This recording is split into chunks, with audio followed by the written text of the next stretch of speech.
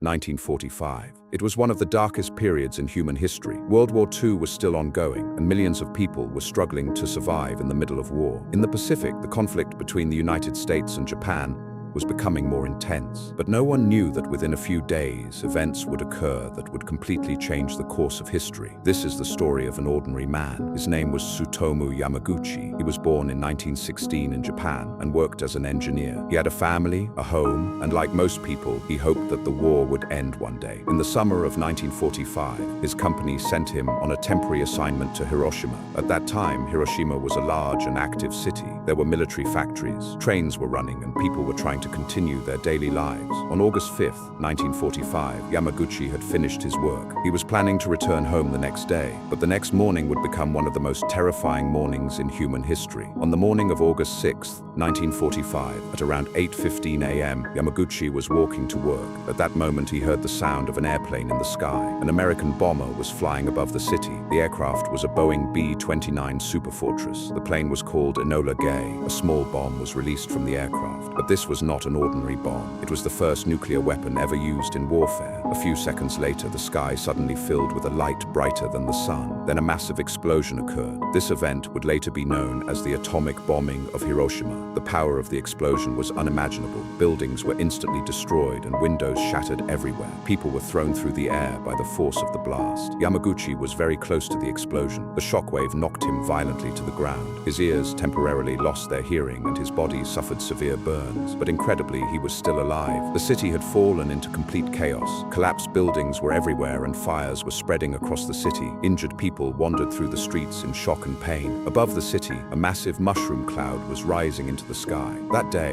Yamaguchi managed to survive. His body was injured, but he was still able to walk. He spent the night in a shelter. The next day, he had only one thought: to return home. His home was in the city of Nagasaki. On August 7th, he began traveling toward Nagasaki by train. Surprisingly, some train lines were still operating. When Yamaguchi arrived home, his family was shocked to see him. His body was covered in burns, but he was alive. On the morning of August 9th, he decided to go to work. He was explaining the terrifying explosion he had witnessed in Hiroshima to his boss. He told him a single bomb destroyed the entire city. His boss found it difficult to believe such a story. But while they were speaking, the sky suddenly flashed again. The same blinding light appeared once more. Another massive explosion shook the city. This time the event would be known as the atomic bombing of Nagasaki. An American bomber named Boxcar had dropped the second atomic bomb. Once again, Yamaguchi was close to the explosion. Unbelievably, he survived again. In two different cities, he had experienced two atomic bomb explosions. Very few people in history have ever lived through something like this. Nagasaki was also heavily destroyed, but only a few days later, the war came to an end. Japan surrendered, and World War II officially ended. After the war,